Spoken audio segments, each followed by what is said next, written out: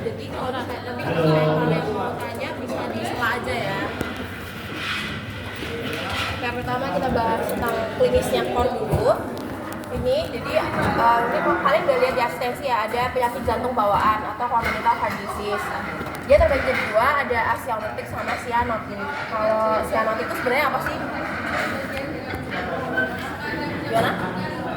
Ya, jadi sianotik itu kekurangan oksigen atau jaringan. Jadi ada yang namanya hipoksia. Lebih tepatnya karena dia itu hipoksia, jadi di tubuh itu warna mukosa atau kulitnya itu jadi berubah kebiruan atau keunguan gitu.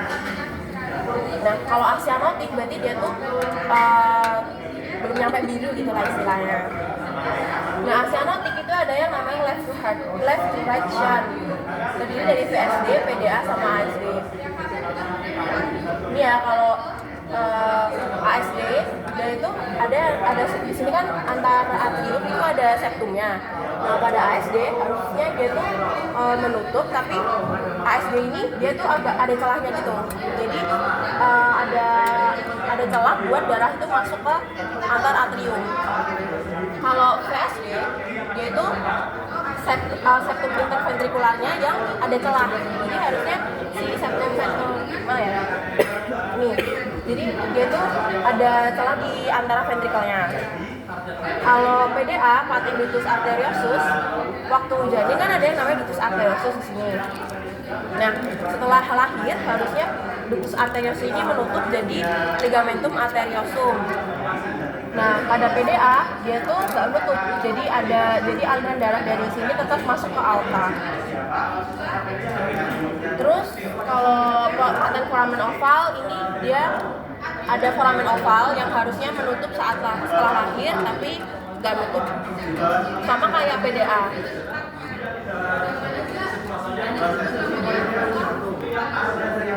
Kita balik ke sini. Jadi tadi ada yang namanya left to right shunt. Left to right shunt itu artinya harusnya kan darah tuh dari daerah kanan masuk ke daerah kiri, itu di daerah seluruh tubuh kan. Tapi kalau left to right shunt itu karena ada KS ini, dia tuh ada celah kan di sini, jadi darah dari kiri ini bisa balik ke kanan. Jadi aliran darahnya tuh bisa ke sini sama bisa ke sini gitu. Karena di bagian kanan itu tekanannya lebih rendah dan dia itu terisi oleh darah terus-menerus dari bagian kiri sini. Terus nanti pulmonalnya dia akan masuk ke pulmonal juga. Jadi ada tekanan yang tinggi di sini karena ada darah yang masuk itu. Karena tekanannya makin tinggi di pulmo itu bisa terjadi hipertensi pulmonal. Kalau di bagian sini tadi karena tekanannya makin tinggi, dia tuh harusnya kan cairan itu bergerak dari tekanan rendah ke tekanan tinggi ke tekanan rendah. Nah, karena di sini tekanannya makin tinggi, bahkan melebihi juga bagian kiri, darah yang di sini jadi balik lagi ke sini juga. Jadi darahnya nyampur kan di sini, ada darah kotor, darah bersih. Karena dia jadi dari left to right, terus berkomplikasi jadi right to left, di bagian sini ada darah kotor, nanti bisa disebarkan ke seluruh tubuh. Gitu. Makanya bisa terjadi sianotik. Iya, jadi Eisenmenger syndrome itu kalau misalnya dari left to right, dia makin lama makin parah, jadi right to left, makanya bisa sianotik. Gitu. Jadi sebenarnya asianotik itu bisa berkembang jadi sianotik. Terus ada proyeksi katup jantung. Ya mungkin kalian ini udah belajar juga di SL juga. Jadi kalau kita bisa dengar suara katup jantung dengan auskultasi. Ini biasanya aku apelnya APTM. Jadi A itu aorta, ini P itu pulmonal, T tricuspid, M itu mitral. Letaknya itu pertama di SC2 di sini. SC2 linea parasternal dexter sama si Lister. Kalau aorta berarti di SC2 linea parasternalis dexter. Kalau pulmonal dia SC2 parasternalis si Lister. Terus turun ke tricuspidnya di SC4. Kalau bawahnya lagi di SC5 itu katup mitral. nih di suara katup jantung itu kalian juga bisa dengerin murmur atau bising jantung. Bising jantung ini biasanya terjadi karena stenosis atau regurgitasi. Stenosis itu artinya katup jantungnya itu gagal untuk membuka. Jadi harusnya dia terbuka lebar seperti ini, tapi karena stenosis dia itu jadi nggak bisa membuka, gagal. Kalau regurgitasi, katupnya itu nggak bisa menutup sempurna. Harusnya dia nutup sempurna kayak gini, tapi ada celahnya kalau regurgitasi. Nah, terus ini ada singkatannya. Sebenarnya ini agak ini ya. Jadi, misal kalian dengerin murmur nih di fase sistol, daerah mitral, berarti di situ ada mitral regurgitation. Tapi kalau kalian dengar fase diastol daerah mitral, itu kalau misalnya kalian dengerin ada murmur di fase diastol daerah mitral, berarti di situ ada mitral stenosis. Itu ya. Kalau kalian dengan murmur di fase sistol daerah aorta, berarti ada aorta stenosis. Kalau dengerin murmur di fase diastol yang di daerah aorta, berarti aortanya ada regurgitasi. Jangan ngapalin. Terus ada coarctatio aorta, di mana dia itu ada penyempitan pada aorta, biasanya pada daerah ductus arteriosus. Terus ada atresia valvotricuspid. Kalau atresia itu dia valvato tricuspidanisnya nggak terbentuk. Ini yang tadi paten ductus arteriosus sama paten coroner oval. Nah, terus ada tetralogi ovalot. Jadi kalau tetralogi ovalot ini kayak ada 4 kelainan yang terjadi sekaligus. Biasanya karena kongenital juga. Pertama itu ada stenosis, stenosis pulmonari, terus ada hypertrophy ventricle kanan, terus ada overriding aorta sama ventricular septal defect atau VSD. Nah, karena dia itu ada hypertrophy ventricle kanan, di radiologinya dia itu akan tampak seperti spotted boot. Dan jadi kan ventricle kanannya membesar ya, jadi kayak membesar ke bagian sananya.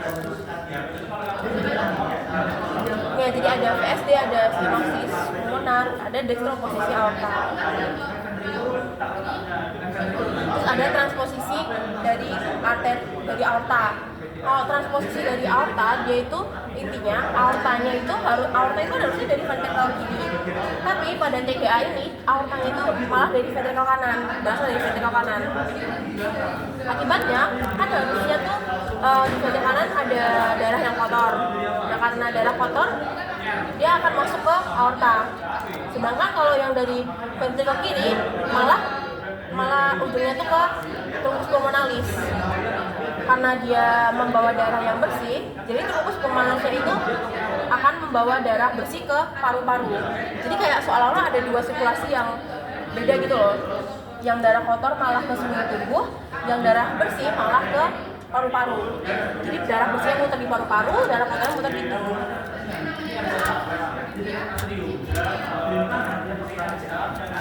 Terus ada HLHS atau hypoplastic left heart syndrome. Dia di bagian kiri jantungnya sini, dia itu kecil atau hipoplasti. Karena kayak pembentukannya itu kurang sempurna gitu loh.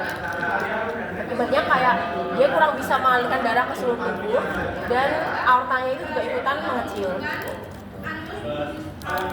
Terus kalau cardiac tamponade, dia itu ada penumpukan cairan di cavum pericardiumnya. Tapi dia itu harus dibedakan dengan pericardial effusion. Kalau tamponade, dia itu penumpukan cairannya secara tiba-tiba. Jadi mendadak ada banyak cairan di cavum pericardium itu. Biasanya karena trauma. Jadi kalau misalnya ada orang kecelakaan mobil, salah satunya ya ini kayak kecelakaan mobil, terus dia menjunjuk ke setirnya gitu loh. Nah, ke perikardiumnya kan terjadi perdarahan. Nah, perdarahannya itu kalau numpuk di cavum perikardium, jadi kan tamponade ini. Nah, dia itu bahaya karena ada cairan di sini, jantungnya kan jadi kurang bisa mengembang. Jadi takutnya sirkulasinya bisa terganggu. Terus kalau efusi perikardium, dia itu ada penumpukan cairan di cavum perikardiumnya. Tapi penumpukan cairannya itu jadi pelan-pelan gitu. makin lama makin banyak. Beda sama yang ini tadi secara mendadak udah banyak gitu. Nah, kalau tamponat ini biasanya ada namanya triads, ada hipotensi, terus muffled heart sound, itu berarti suara jantungnya itu kurang jelas, sama distensi vena jugular, berarti vena jugularnya itu akan membesar. Terus ada cardiac liver pain, jadi jantung itu kan menerima sarafan aferen atau menerima saraf nyerinya, stimulus nyerinya itu daerah T1 sampai T5 sekitar sini. Tapi daerah T1 T5 itu mempersarafi bagian sini juga, kayak sekitar sternal, terus bahu kiri, terus lengan kiri bagian bawah sini. Jadi kalau misalnya ada di jantung itu ada kerasa nyeri, misal karena ada iskemia atau kerusakan jaringan di jantungnya itu, nyerinya itu bisa dirasakan sampai ke sternal, sampai bahu, sampai lengan sini gitu. Jadi nggak cuma terlokal di bagian jantungnya sini, tapi juga bisa menjalar sampai sini tadi. Jadi kalau misalnya ada pasien yang keluhannya nyeri menjalar dari bahu, dari sternum sampai ke tangan lengan bagian kiri sini, terus dia itu kayak ada penurunan aktivitas, kayak misal harusnya biasanya dia itu bisa naik tangga sampai lantai 4 gitu, tapi lama-lama dia itu cuma bisa sampai lantai 2 gitu. Nah itu bisa dicurigai salah satunya penyakit jantung koroner. Ya, yang penyakit jantung koroner atau acute myocardial infarction. Jadi di sini ada arteri koronaria yang mempersarafi jantung itu, dan mempersarafi yang memvaskulisasi jantung itu ada sumbatan lemaknya. Misalnya ada di LAD, ada di coronary dextra sama circumflexa. Dan dia tuh kayak ada progresivitasnya atau kayak bertahap gitu. Nih. Jadi tahapannya itu ada dari angina, terus anstemi sama stemi. Kalau angina, dia itu sebenarnya definisinya adalah nyeri dada gitu. Nah, angina ini bagi jadi stable sama unstable. Kalau stable, dia itu ada sumbatan tapi kecil dan dia masih terfiksir di situ. Jadi masih nempel di situ gitulah. Tapi kalau unstable, sumbatannya itu bisa kayak udah mulai hampir lepas gitu loh. Jadi dan dia udah mulai makin besar. Terus kalau misalnya sumbatannya itu makin besar kayak gini, itu lanjut ke NSTEMI. NSTEMI itu lanjutnya non-ST segment elevation myocardial infarction. Non-ST segment elevation itu berarti pada EKG-nya ini nggak ada ST elevasi. Jadi ada di EKG itu namanya ST, segmen ST. Ini kan gelombang sekilas tentang EKG ya. Jadi kan ada gelombang P, terus gelombang QRS, terus habis itu ada T. Nah, antara S sama T itu biasanya kita lihat apakah dia itu ada elevasi atau kenaikan. Nah, kalau misalnya ada ST elevasi, biasanya itu udah ada kerusakan di transmural. Jadi hampir seluruh dinding jantungnya itu udah mulai nekrosis atau mati jaringannya. Ini yang STEMI. Kalau NSTEMI dia tadi kerusakannya kayak masih di lokal gitu loh, nggak sampai ke dinding jantungnya. Terus tata laksananya biasanya itu dikasih yang namanya percutaneous coronary intervention atau PCI. Jadi dia itu akan dimasukkan kawat gini yang isinya itu balon. Nah, balonnya ini di dalam pembuluh darah itu akan dikembangkan. Jadi harapannya tuh bisa vasodilatasi atau plaknya ini bakal berkurang. Terus ada coronary angiografi, dia itu biasanya pakai pewarna khusus dan sinar X untuk melihat aliran darah di jantung. Bisa di arteri koroner untuk mendeteksi apakah ada penyumbatannya. Ini siap. Jadi ada CPR. Kalau misalnya ada orang yang pingsan di jalan, biasanya kita akan evaluasi 3 hal. ABC, airway, breathing, sama circulation. Airway itu kita lihat apakah ada sumbatan di jalan nafasnya. Kalau breathing kita lihat gimana dia bernafasnya, bisa nafas apa enggak nih gitu. Kalau circulation kita biasanya lihat dari arterinya, detak nadinya atau arterinya. Nah, kalau misalnya heart rate-nya itu nggak keraba atau nggak terdeteksi, biasanya kan kita lakukan kompresi. Kompresi itu yang gini-gini itu. Nah, yang biasanya kita lihat di film, posisi tangannya itu kayak gini. Terus dia itu dilakukan di daerah tengah-tengah sini. Jadi emang agak tengah sini. Terus tangannya itu biasanya harus lurus, nggak boleh bengkok. Dan biasanya kekuatannya itu harus dari bahu kalau nggak salah. Jadi nggak boleh tangannya tuh gini-gini aja, tapi gini. Jadi bener-bener dari sini. Terus bisa juga dilakukan ventilasi. Kalau ventilasi itu pemberian nafas. Kalau misalnya di breathingnya dia juga nggak ada, jadi dia nggak bernafas dan nadinya nggak ada, biasanya kita lakukan ventilasi sama kompresi. Tapi kalau dia nafasnya ada tapi sirkulasinya nggak ada, berarti dilakukan kompresi aja. Terus ini beberapa arteri yang bisa kita raba, kayak misalnya di dorsalis pedis, di radialis, brachialis. Terus ada aneurisma, ini pembengkakan pada pembuluh darah karena ada kelemahan dinding pembuluh darah. Ya ini kayak macam-macam etiologinya, bisa karena aterosklerosis atau penumpukan lemaknya di mutasi gen, hiperlipidemia atau kolesterol, terus ada usia tua, infeksi sama merokok. Ya ini juga yang perbedaan penyakit kalau pada arteri sama vena. Kalau pada vena dia kalau ada peningkatan tekanan biasanya dia venanya akan meliuk-liuk, jadi akan berkelok-kelok. Sedangkan kalau arteri biasanya dia masalahnya karena penumpukan lemak. Ini arterial blood gas itu kayak analisa gas darah dari darah. Jadi untuk mendeteksi pH, tekanan O2, tekanan O2 sama HCO. Ini limfadenopati itu pembesaran dan liver, biasanya karena infeksi, terus kayak ada konjungtivitis, demam gitu. Udah kasih ya.